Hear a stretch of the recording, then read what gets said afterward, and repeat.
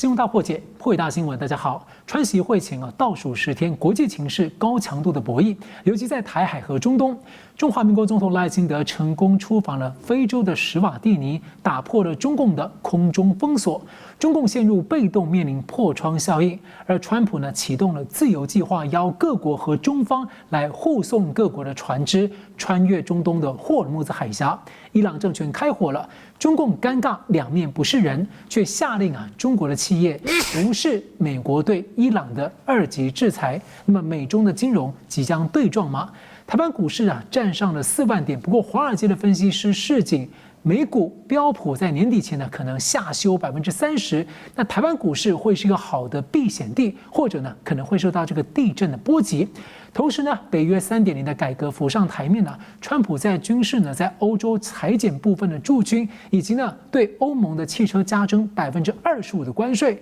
在经济安全不可分的格局下呢，川普发出怎么样的信号？我们来介绍破解新闻来宾，资深政经评论家吴家龙老师。东西好，各位观众大家好。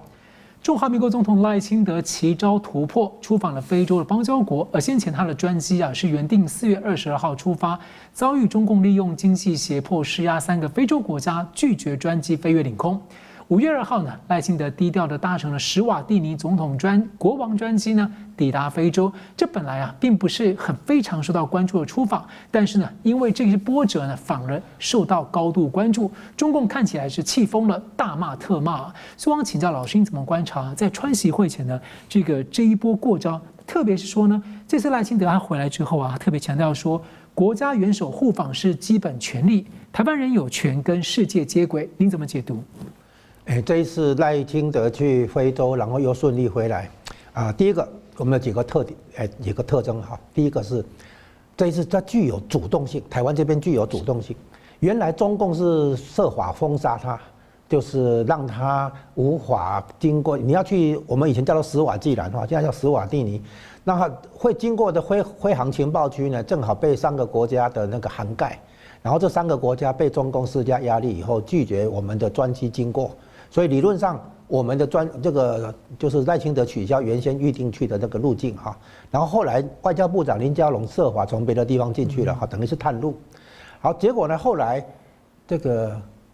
他的副总统专机来，副总理搭专机是总统还是总理？副总理。OK， 好，副总理来，结果来了之后，那个专机回去的时候，把赖清德带过去了。对，好，那么。第一个呢，这个整个来讲呢，这个叫主动性，就是台湾主动出击、主动因应。以前是被动承受，我们研究怎么适应，别人给我们压力，我们要怎么委曲求全之类的哈，就是我们以前比较被动、比较适应。现在我们是主动出招哈。那这个什么含义呢？这可能说也可以算是一次哈，或者甚至于是第一次。蔡英文讲的那一句名言：“台湾不只是棋子，也可以是棋手。”现在我们等于主动出招。这是第一点，主动性。第二点呢，对抗性。通常我们对于中国大陆，特别是像民进党我们讲民进党早期的态度，并不是坚决反攻。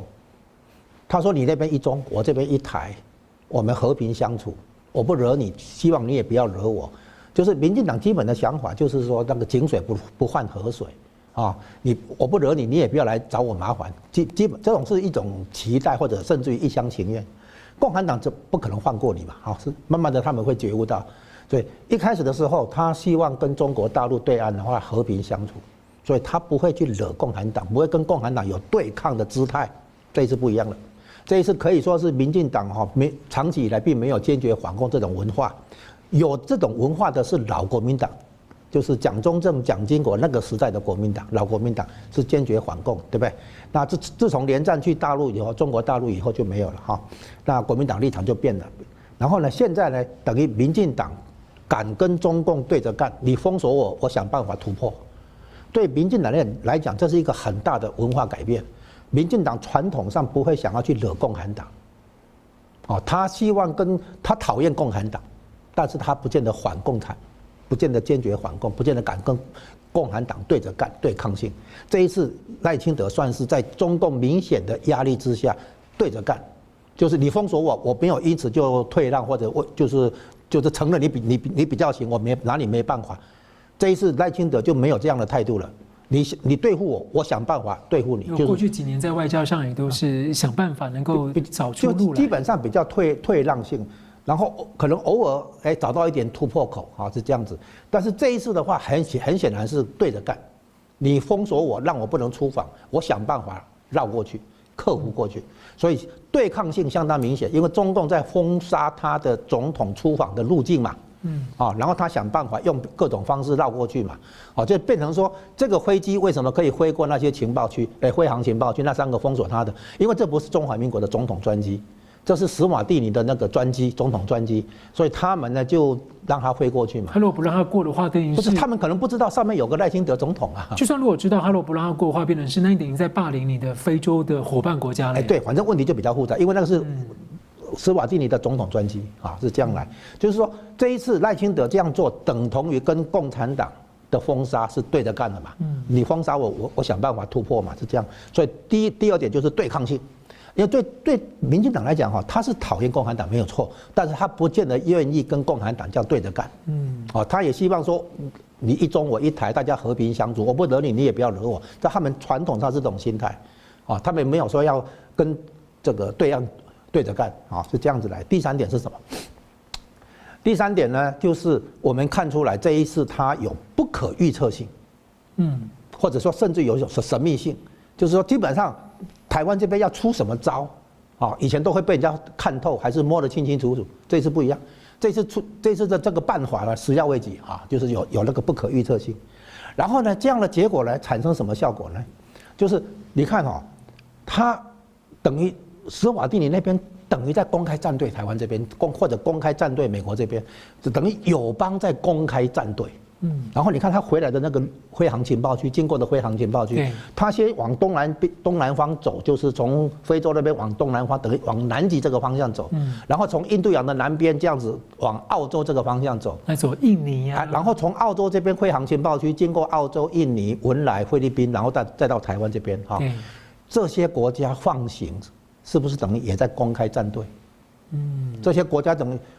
完全可以说你不可以过嘛，对不对？我不开放我的那个飞航情报区或者领空让你过嘛，没有，这些国家全部都让他过了嘛。所以从这个南印度洋这边走往东走，对不对？然后经过澳洲的飞航情报区，经过那个印尼、文莱在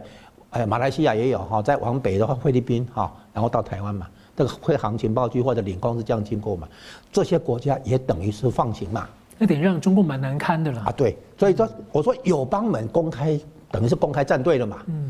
然后最后再来一点，这会使得台湾内部的一些亲中、媚中、舔中的就是向中共靠拢的这种力量、这种声音，变得很荒唐可笑。也就是说，习近平找郑小姐去，就变成荒唐可笑了。台湾完全在表达自己的独立存在的这个意念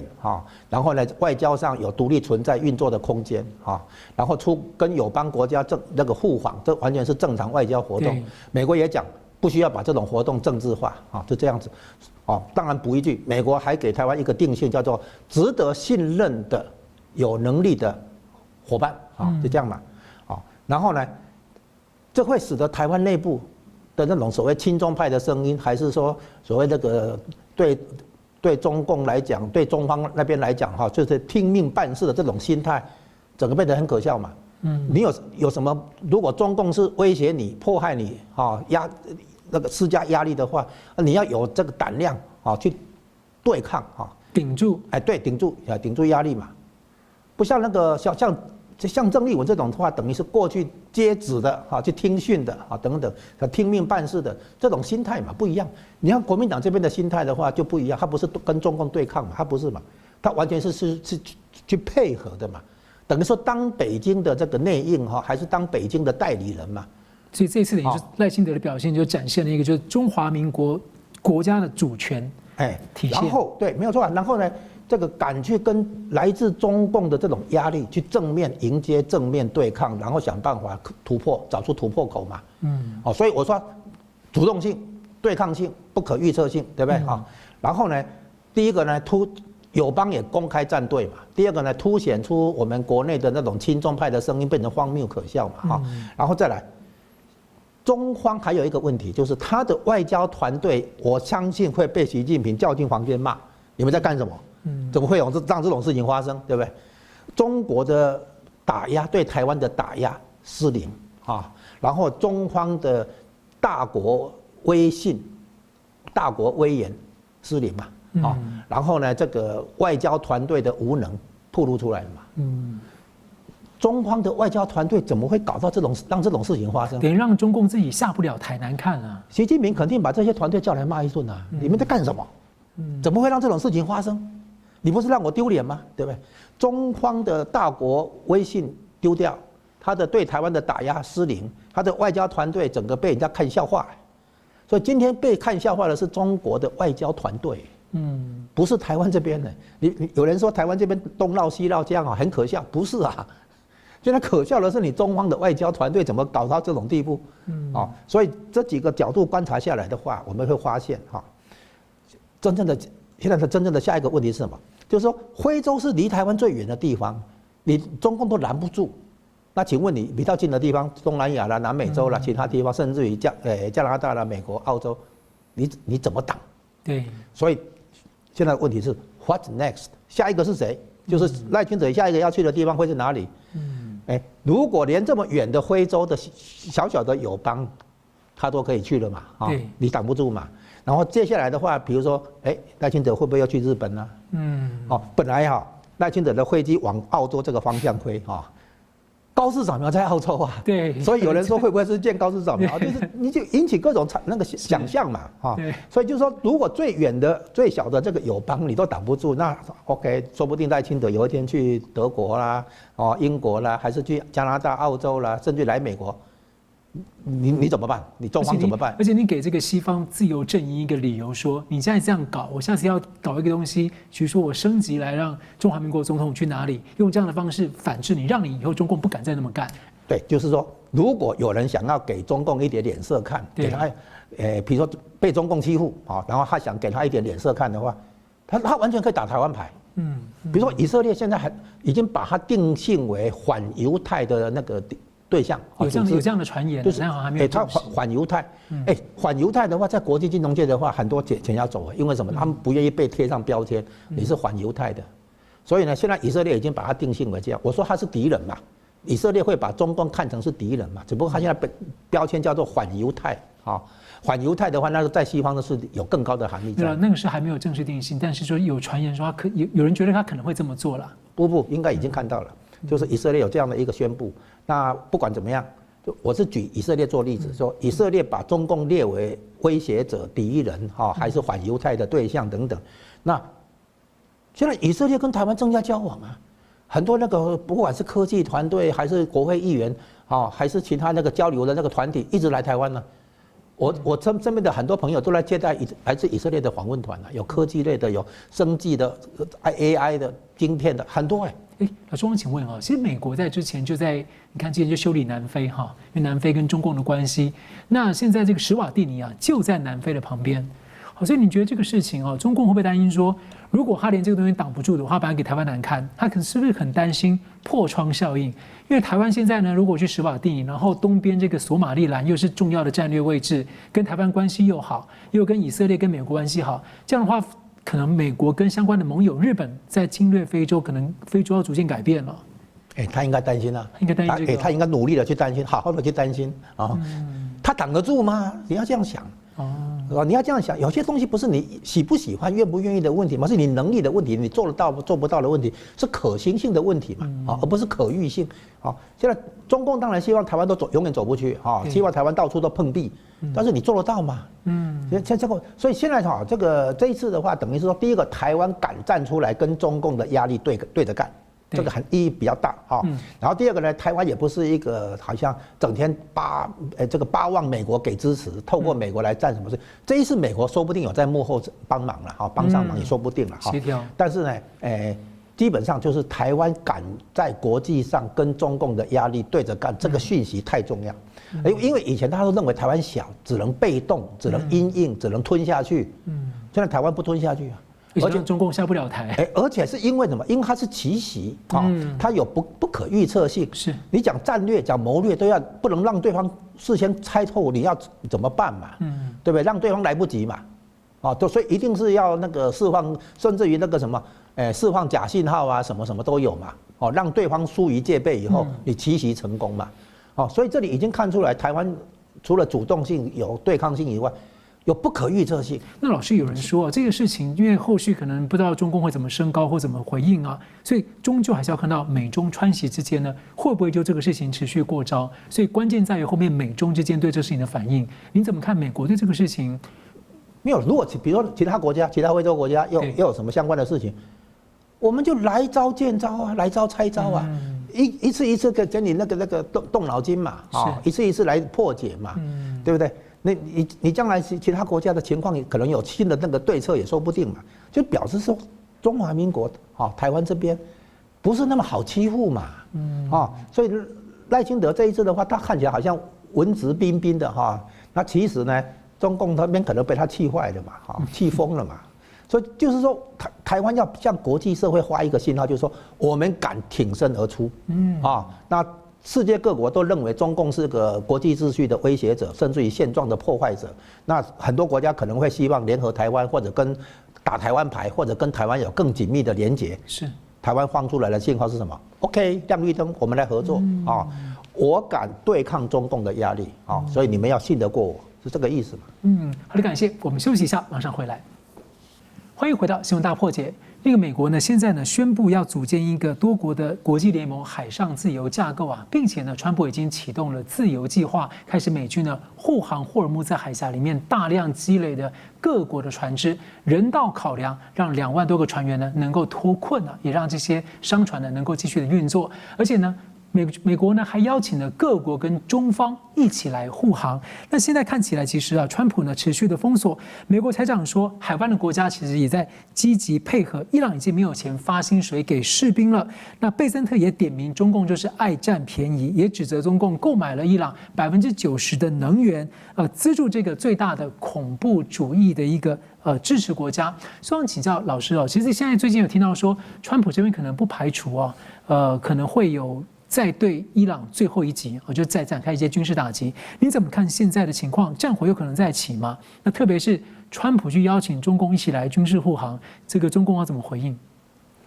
战火会再起然后现在是基于人道考虑，把困在波斯湾里面的许多船只上面的船员，累计起来可能有2万多名就是说他们的饮水、食物等等已用了差不多了，用光了，也困在里面困了很久嘛那所以呢，应该让他们离开那为了让他们离开的话，美国就展开这个护航叫做组织一个国际联盟，叫做海上自由架构然后就启动自由计划，就是美国海军可能介入来护航，然后让里面的船能够出来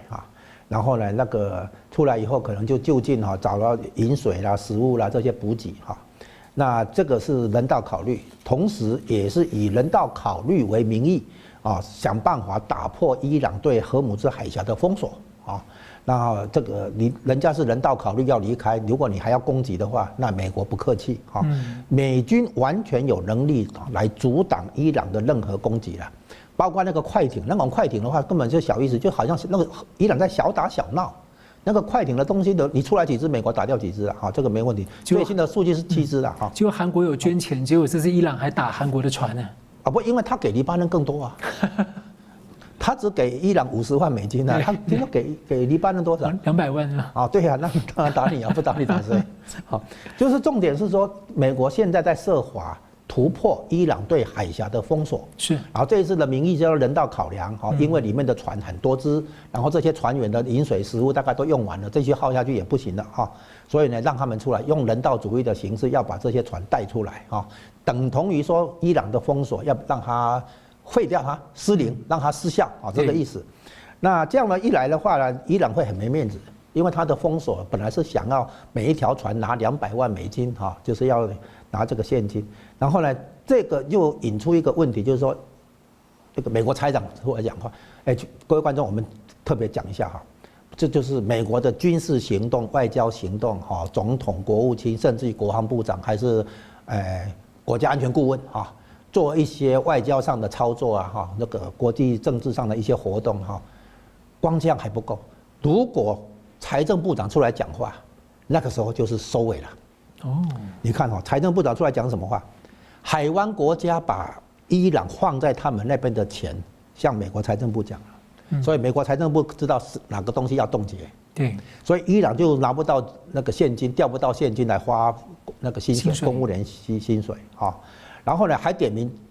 中共就是伊朗的那个走私出去的油的买家啊，90% 都是给中国拿去，所以等于在讲中国私底下等于在支持伊朗的这些恐怖这个政权、恐怖主义活动啊，等等等等这样。所以一方面点名中共是背后的一个资助者啊，变相的一个资助者；二方面的话，伊朗有些钱放在海湾国家这里、中东其他国家、阿拉伯国家这里，这些阿拉伯国家已经向美国靠拢，提供这些资料，所以财政部长开始说，海湾国家积极配合，让伊朗没钱去花薪水啊，就这个意思。美国财政部长出来讲话的时候，通常也就是收尾的时候。不过老师，现在就是中共他最近首度下令中国企业不要理会美国对伊朗的2级制裁，这可以说是很罕见的一个挑战。有人就说可能会使这个金融体系、银行体系呢会被卷入这样的冲突当中。您怎么看？中共真的就跟这样美国这样干起来吗？不是，你解读错了，不是。中共的这个下令里面哈，这个不要这样，不要这样，不要什么的哈，不是你做不到啊，你不叫什么哈？比如说哈，人家要不要制裁你是别人在做决定，不是你中国企业做决定。所以他现在美国说限制对这些企业做2级制裁，让这些企业不能怎样哦，你这个企业怎么去跟人家说什么？不要理会这些那个命令。很多事情是你不能动的嘛，这不是你中国企业能够的那个什么职权范围内能做的事情，是人家的事情嘛，人家决定要不要，比如说你去申请那个银行账号，人家决定可不给你开，对不对？然后呢，人家不给你开，你说你不要理会他，你继续去开账号，有什么用呢？就我打一个比方嘛，比如说你去银行要开一个账号嘛，对不对？然后你提资料提文件嘛，人家说我要制裁你嘛，我不让你开嘛，对不对？然后你现在说你后面的老板说，你不要理会他们的那个制裁，你去申请就是了，人家就不让你过嘛，这不是你的那个职权范围内嘛，你只能递表申请嘛，人家过不过是人家决定嘛，你说你不要去理会人家决定，没有意义嘛。他的很多那个所谓下令哈，这个中国企业无视于他的那个制裁，2级制裁还是怎么样，这没有意义嘛，这个东西不是你能够取舍的这个东西嘛，这不是你的选项嘛，所以他讲那个东西没有意义嘛，然后呢？他如果真的这个继续我行我素，比如继续去买伊朗的石油，至于2级制裁是这样你跟伊朗做石油交易，这是2级制裁。你提供军事资源、弹药那个无人机、会战燃料什么，军事上的资源过去的话那个就不是25%那个就是50% 关税。2级制裁是25% 关税，军事上运补的话，这个是50% 关税。现在美国都跟中方讲了，这2个你都不要做，你做的话我就是这样回应，都讲过了。所以呢，你中方如果硬干的话，那就等于邀请美国出手嘛。那美国没有客气的，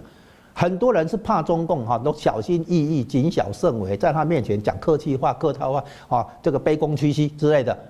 问题是美国跟川普不吃这一套，不是来这一套不听话就打耳光了。那美国对中共根本没有看在眼里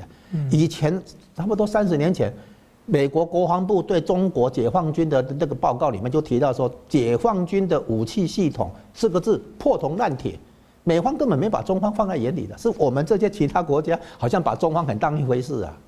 所以我告诉你，这个中方无视于美国的什么东西，我告诉你，这是自吹自擂，没有用的啦然后呢，这个中共如果继续我行我素搞下去的话，美国真的不客气真的就出手你想想看，美国进去抓马杜罗，然后呢？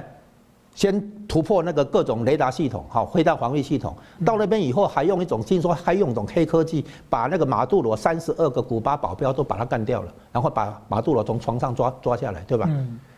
美国有很多手段嘛，那中方必须提防美国有很多黑科技嘛，所以美国习近平要加强自己的安全系统嘛，而且马杜罗是被身边的人出卖他的行踪这个情报嘛，所以习近平也要担心他的行踪可能会被身边的人出卖，他要怀疑说你会不会被美国那个收买了，变成美国的间谍，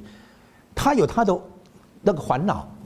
所以你现在如果叫中国企业继续我行我素的话，那美国对你不客气，你习近平承受得了吗？那老师，你觉得目前这个美军的这个护航行动，邀请各国来护航，还要求中共一起来护航啊？那这个算是一种清场吗？还是准备等于后续可能会更加持续封锁伊朗？还是说他可能真的会有可能就是开战再打一波？好，他不邀请中共，这样行吗？他这是出题目嘛，让你答卷嘛，就这么简单嘛。就中共不是也会要出题目给台湾，要台湾答卷嘛，要国民党接招嘛，一样嘛。比如说中共出一个题目，好，你们去阻挡军购，那就看你国民党表现，国民党只好为了取信于习近平，可能就努力表现，就这样子嘛。现在的话，中共这个，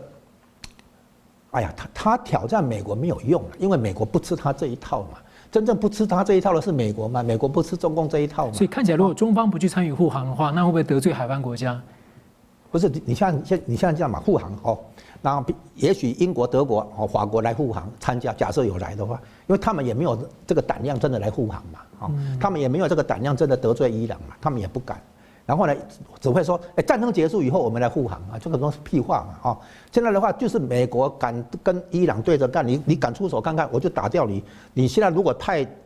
布雷舰来，布雷舰全部打沉；你如果派快艇来，快艇全部打掉。如果你发射无人机，那个发射地方直接炸掉；你如果发射那个反舰飞弹的话，直接干掉你。美军没太客气嘛，美军完全有这个能力做到嘛，所以问题出在伊朗怎么这样不知好歹。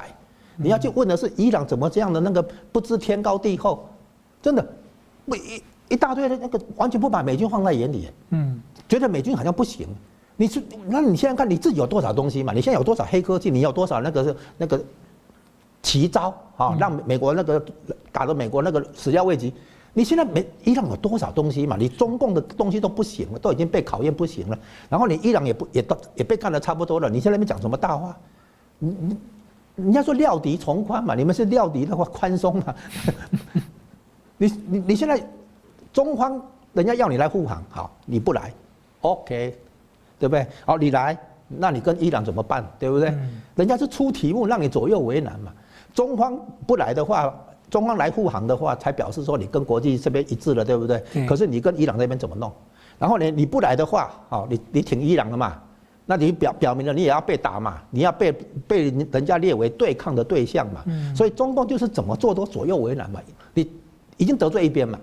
你如果不去护航的话，你得罪美国啦，这个其他国家这边嘛，从中东拿货的这些人都你不护航嘛，你护航的结果你跟伊朗怎么弄？所以伊朗早就把中共拖下水，怎么拖下水？那个通过路费要用人民币嘛，对。那等于我之前讲过了嘛，这等于把中共拖下水了嘛，暴露出来嘛。其实美方对中共的那个如何支持那个伊朗情报都有，甚至于以色列那边也有，都知道。现在大家是慢慢的把口袋收紧，你中方自己看着办。你以为人家哪里没办法？不是嘛？所以很多时候，你要么从美国这边角度看也可以，你从中方角度看也可以哈。你千万不要从台湾自己的角度看，然后以小国心态去揣摩两个大的什么，你根本就你要把自己放在对的位置，才能够揣摩出他们的那个对策思考。你看，你今天看美国有没有把中共放在眼里？没有嘛？你台湾这边的话，动不动把中共放在眼里小心翼翼嘛，谨小慎微的姿态嘛，好像小媳妇嘛，不对嘛？你什么时候美国当小媳妇了？美国就一个巴掌甩过去了，这个根本现在是中共在美国面前是小媳妇，唯恐得罪美国，惹来更多的关税还是更多的制裁。现在问题是，所以台湾这边看问题一定要搞清楚相对关系。美国现在是高高在上，中共这边是一直被挨打，所以要想办法脱困解套，是这种情况。期待川习会能够帮习近平背书这样。对呀，就是现在是美国给中共压力。我们现在是因为被中共给压力给惯了都觉得中共好像很庞大，对不对？其实不是嘛，在美国眼中，中共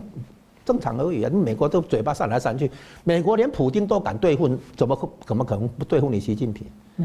所以呢，现在中共一个大问题就是他一直低估美国的实力，也低估美国领导人的意志、作战意志。然后呢，透过这个红色渗透，透过间谍跟情报，从内部要来影响美国的决策。哦，他以为美国不是也有左派吗？美国也有一些那个什么，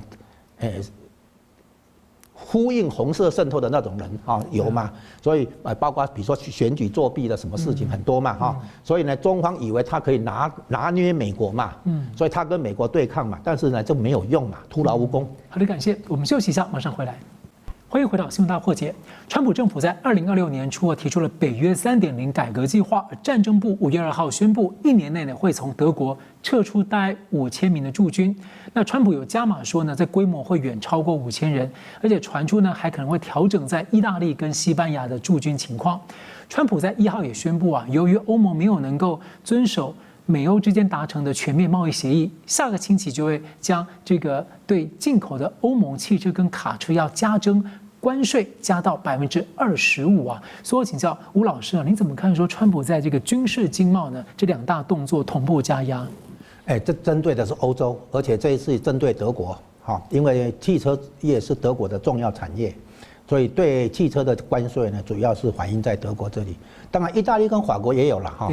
英国都有一些，但是呢，重点是德国哈，德国汽车。然后呢，撤军也是从德国撤出，所以这个很明显，美国现在对德国有针对性哈。那德国当然是欧洲最大的经济体哈。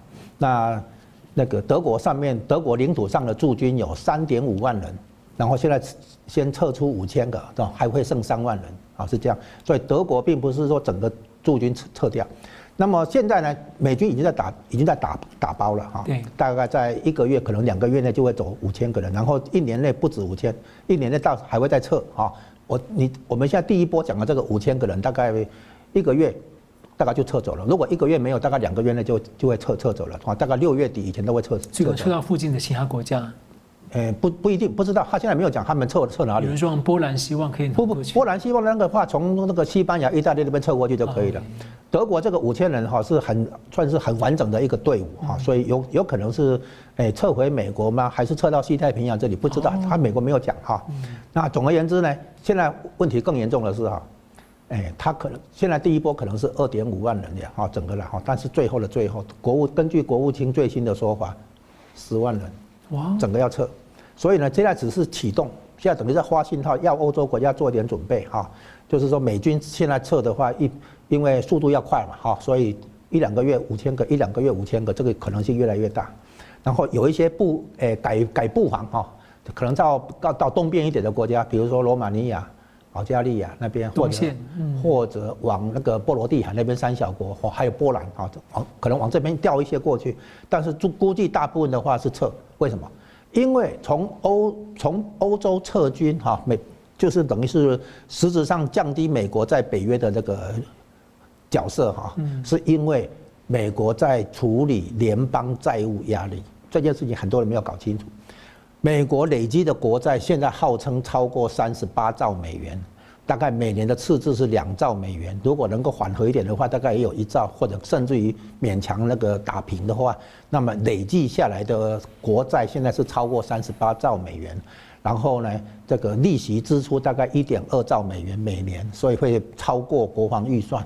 所以这是一个很严重的问题。如果债务在这样一直累积，每年1兆、2兆、1兆、2兆这样累积的话，那么几年后可能就40几兆啊，42兆，也许45兆，这个压力非常大。美国现在的经济问题重中之重就是要解决联邦债务压力，这样子才能产生一个效果，什么效果呢？保护美元的地位。如果美国债务太大的话，可能你现在要花新的债，然后呢还掉旧的债，借新还旧，把这个局面撑下去。那问题是你新的债花出来，谁来买？没有人来买的话，你的利率价格只好走低，利率会走高。这样的话不符合川普降息的期待，也不符合民间工商业教育希望有比较低的利率来刺激经济活动嘛。所以美国一定要面对债务压力，把联邦的债务降下来。那联邦债务降下来跟欧洲撤军有什么关系？你要知道哈，美国的这个在欧洲有部队驻军，还有武器部署等等，这些开销累计下来超过美国联邦债务的1半以上。38兆美元里面，据说有20兆到22兆美元，就是超过一半以上，是因为北约的关系。所以为什么美国现在讲撤出北约是有它的真实性？它要减轻联邦债务压力，所以它从这个欧洲这边撤军，就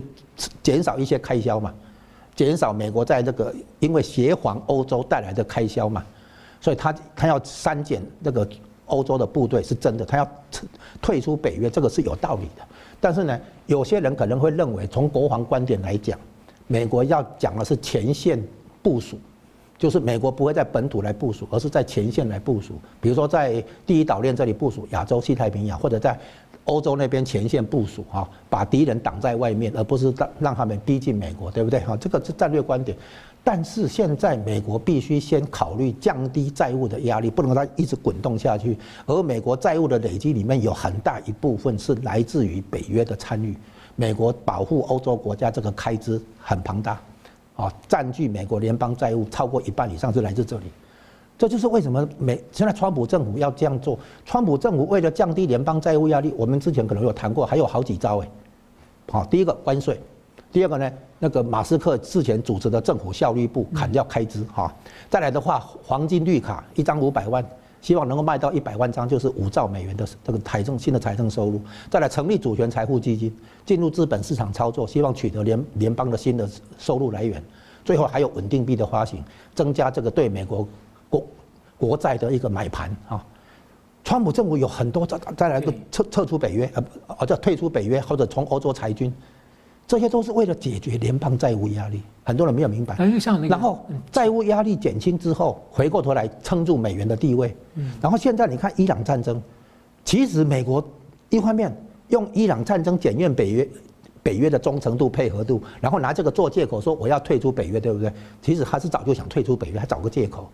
所以他用伊朗战争等于是打了那个北约国家，现在还打了谁？欧佩克。美国要从欧佩克手里第一个抢石油生意，德州要来接单，然后希望这个关系不会再回去，所以他不能很快就结束封锁。他创造这个来中东拿油的不确定性，中东对石油的供应有不确定性，很多买家只好改来跟美国德州这边签约，在这边买油。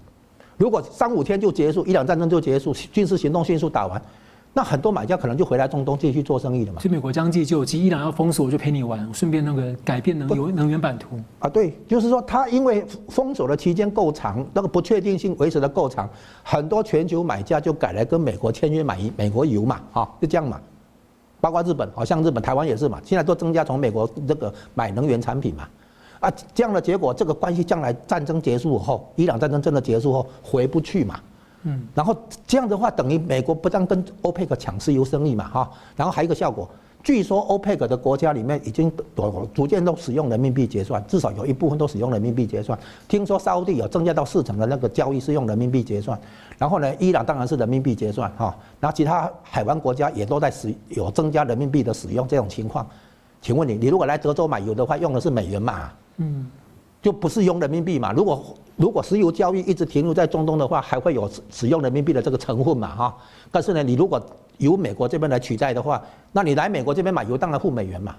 所以呢，这个能源的战争背后是货币战争，货币战争的目的是撑起美元的这个地位，包括强势美元就美元的那个霸权地位撑起来。所以美国用军事霸权撑起美元霸权，用美元霸权赚了钱回来撑起军事霸权。所以美国在伊朗战争的话，表面上分成3个层次来看，第一个层次对付伊朗，对付中国；第二个层次，这个左打北约，右打欧佩克，挤压欧佩克，挤压北约；第3个层次就是这是一个能源战争跟货币战争，而货币战争最后的那个最高点就是支撑起美元的霸权地位，然后呢，这个是美国的最高国家利益，然后为了撑起美元，也必须解决联邦债务。而联邦债务超过一半以上的那个来源，是因为协防欧洲的安全。你看所有的东西串起来，你说川普政府好像东搞一个西搞一个，什么黄金绿卡了，什么稳定币了，你不要以为他在那个无头苍蝇的，不是。他整个的部署，从地缘政治到总体经济，然后到美国的国家安全跟国家利益，还有包括能源的那个安全等等，全部串起来，他既打击了伊朗，也打击了中国，也修理了北约国家，也修理了欧佩克。全球一盘棋，全部串起来，最后的最高点是什么？美元霸权地位。联邦债务压力要缓和。联邦债务压力如果处理不了的话，美国经济金融都出问题，你说怎么维持你的霸权？所以解决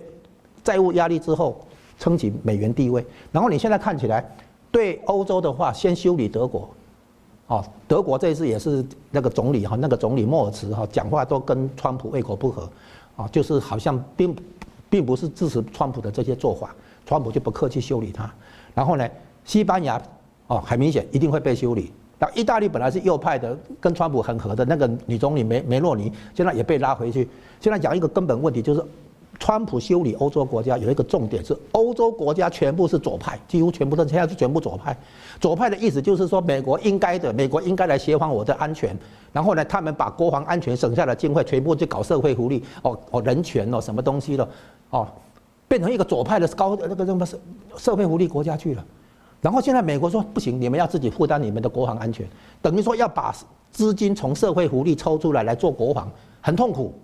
那川普对不起对不对？我不养妈宝，所以现在欧洲国家躺平了，在安全议题上躺平摆烂，然后给美国来照顾，然后他把省下的钱去搞社会福利，然后东搞西搞这样子，然后现在美国看不下去，对我美国不养妈宝，你们国家安全要自己来，所以呢，欧洲必须面对战略自主这个要求，你要有自己的部队来取代撤走的美军。所以欧洲国家一定要增加这方面的开支，那只好去挤社会福利的开支，然后他们会很痛苦，因为他们都左派政府。因为德国目前是宣示说他们要大幅的这个增加可能军力各方面。行啊，美国就是要你说你增加军力增加军力的话，钱从哪里来？很可能要砍社会福利什么其他开支、教育什么，过来国防这里那如果欧洲能够自己有战略自主的这种认知，然后呢建立欧洲军然后呢，这样的话 OK 美国说 OK 你分摊我的那个负担嘛，不然我的负担太重嘛，对不对？那所以呢，左派政府这种个人问题都是说这是国家要照顾我，社会欠我的，国家欠我的要给我补贴，给我照顾。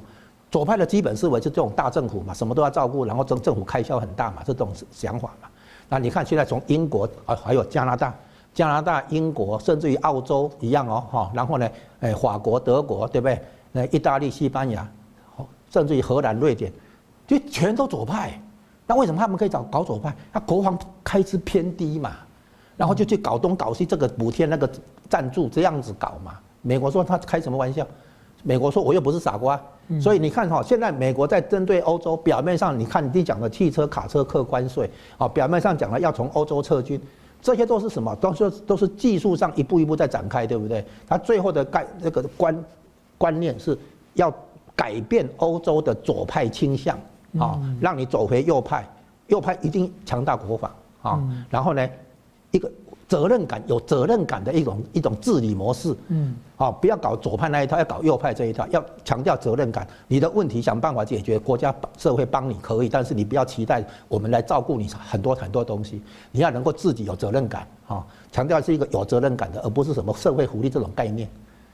欧洲要整个调整美国看到欧洲这样的话，美国不行的。所以你不要以为看到说美国在跟盟友之间起冲突、有分歧什么，不是因为欧洲整个都左派，那没办法，谁跟你养你这些左派？美国欠你的吗？不是嘛？我们左派讲左派政府的话，就是国家欠我的嘛，要照顾我这个补贴我那个嘛，那不行嘛。